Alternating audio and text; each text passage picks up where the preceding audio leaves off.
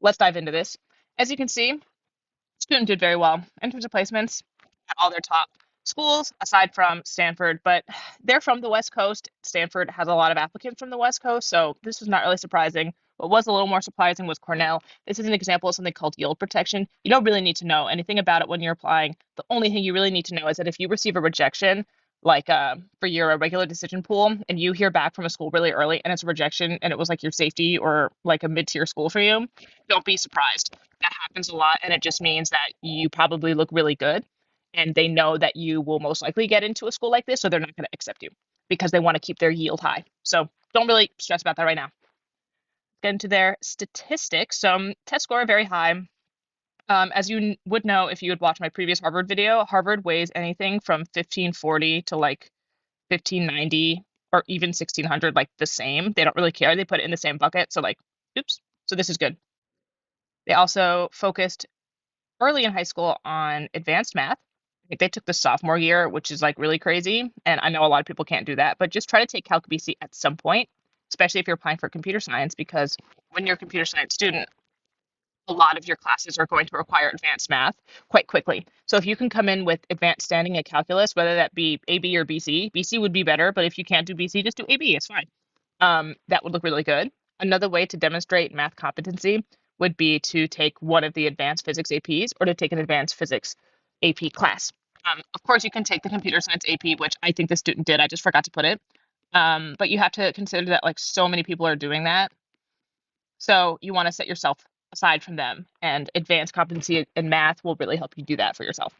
Something else to consider again, GPA very high. Just remember that school care more about unweighted. So going back to the AP thing, if you have the choice between normal calculus and advanced calculus, if you think you could get an A plus in normal calculus, like a B minus in advanced calculus, like just take the normal one and then just try to do well on the AP test. Like it's not that big a deal. They really care more about unweighted. I briefly go over their extracurriculars. However, when I interviewed this student earlier this week, they told me that they really did not think that these were important, which is actually why I've removed some information here because they were like, yeah, that actually doesn't really matter. What really got the student in was the pre-career activities, which we'll get into once I get here. But just to go over it very quickly, they were on the robotics team.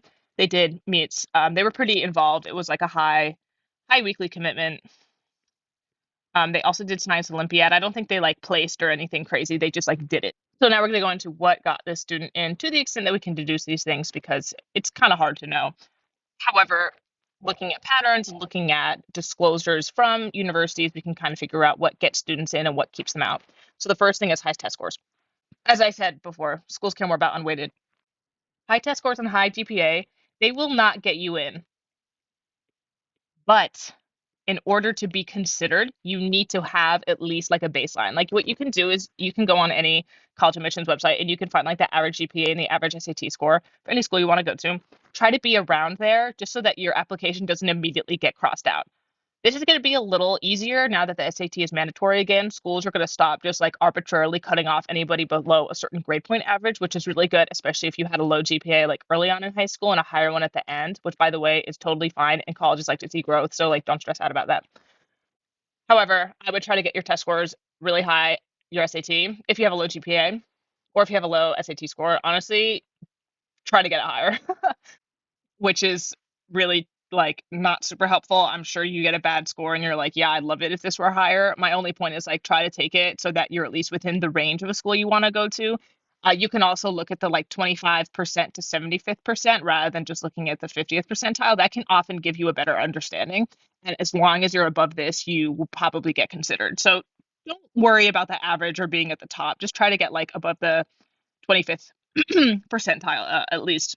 So again, going back to the academic score. So when reviewers are going over your portfolio, they're giving you scores and everything. So the academic score was very high for this student because of their unusually high involvement early in math.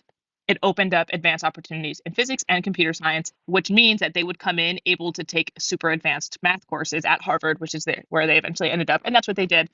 So again, the school is looking for people that come in with a high competency in these fields so that they can immediately take advantage of the advanced courses that they work so hard to provide. So high math skills.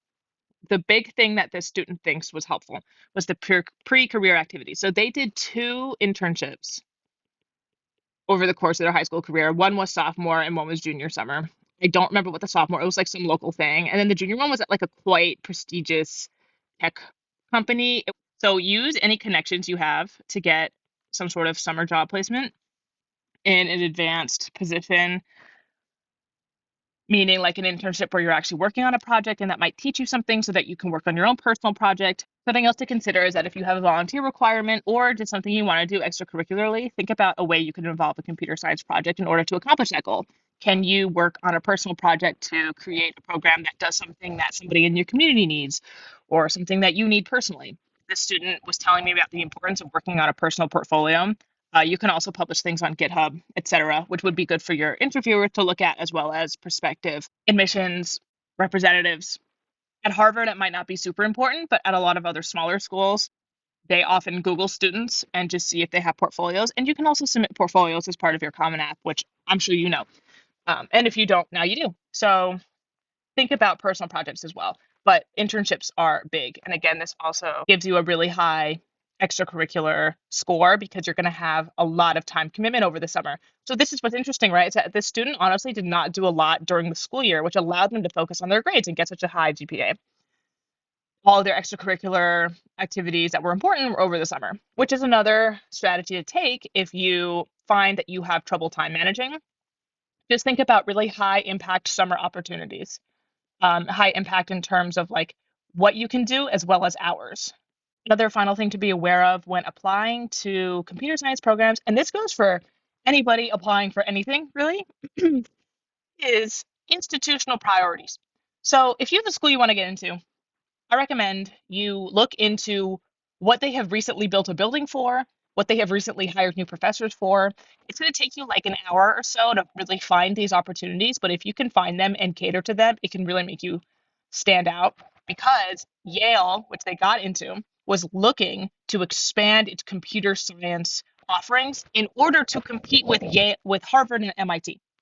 So this student had been accepted to Harvard early and was applying to these just to kind of compare. And Yale called them to let them in early in March before Ivy Day, which is pretty rare because, again, they were looking to compete with MIT and Harvard. So you have a higher likelihood of getting into a program if a school is looking directly to expand that program, especially if you're applying to another school with the program they're competing with directly. Another example of a field like this, which is very highly specific, but actually might apply to some students that I've seen in my comments, is Yale's East Asian Studies program.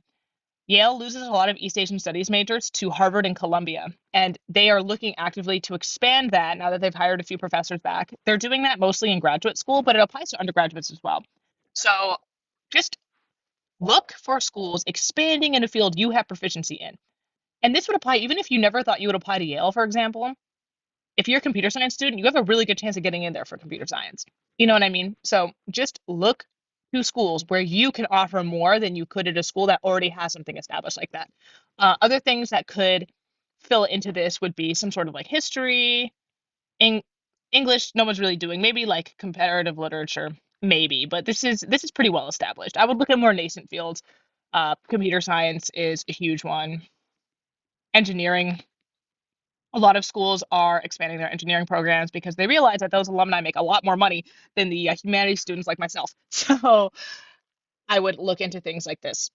The final note, which I didn't write here, but I'm just going to tell you now, is that if you can find a way to combine computer science with a different interest, that's great because a lot of schools let in these brilliant computer science majors and they all turn out to be software engineers, which is fine. There's nothing wrong with being a software engineer, but there's just a lot of them that graduate from these schools. And a lot of schools are looking to increase their PhD placements or their master's placements for advanced computer science, advanced physics, etc. So when you're applying, if you can look ahead 4 years and make the case that once you have your computer science degree, you want to get your PhD in physics, you want to get your PhD in whatever, and use computer science and apply to that, and apply computer science to that field that you want to go into, you will seem really tempting to colleges. So that would apply if you want to study economics. If you're an econ applicant, honestly, I would really highly suggest taking computer science so that you can make the case that you want to go into modeling. Or if you're interested in math or statistics,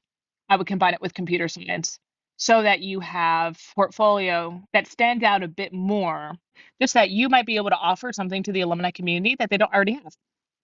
I'll try to think of some more examples in the comments of stuff you could combine with computer science to seem like this, but those are the ideas off the top of my head. Of course, per usual, let me know in the comments if you have any questions. As you can see from my previous comments, answer them in great detail, and let me know what else would be helpful for you to see.